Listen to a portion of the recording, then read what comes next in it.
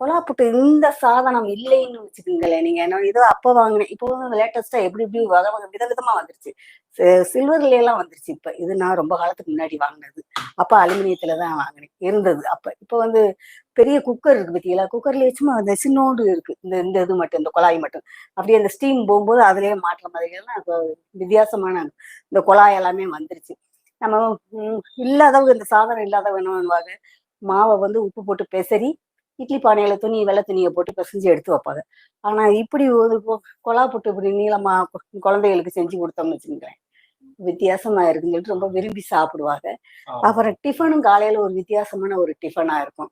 இந்த மாவு அம்மா செஞ்சு 6 மாசத்துக்கு கூட வச்சுக்குவாங்க. 6 மாசத்துக்கு கூட பாருங்க. இந்த மாவு, இந்த பச்சரிசி மாவு நம்ம வந்து இங்க பாருங்க, இது வந்து இடியப்பத்துக்கும் இதுதான், கொலா புட்டுக்கும் இதுதான், கொலக்கட்டை, இதுல எல்லாம் வித்தியாசம். இது தேங்காய் ரொட்டி எல்லாம் பண்ணலாம். ரேஷன். ஆமா, இது வந்து முழுக்க முழுக்க ரேஷன் பச்சரிசி தான். ரேஷன்ல தான் நம்மளுக்கு அருமையான பச்சரிசி கொடுக்குறாங்க பத்தியில.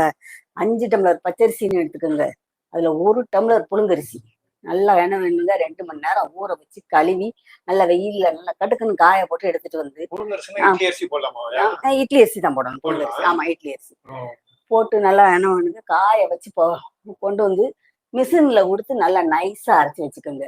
இடியப்பம் வேணும்னா இடியப்பம் புளிகிற கல் இது பாருங்க, அந்த மிஷினு, அதுல நீங்க இடியப்பம் புளிங்க.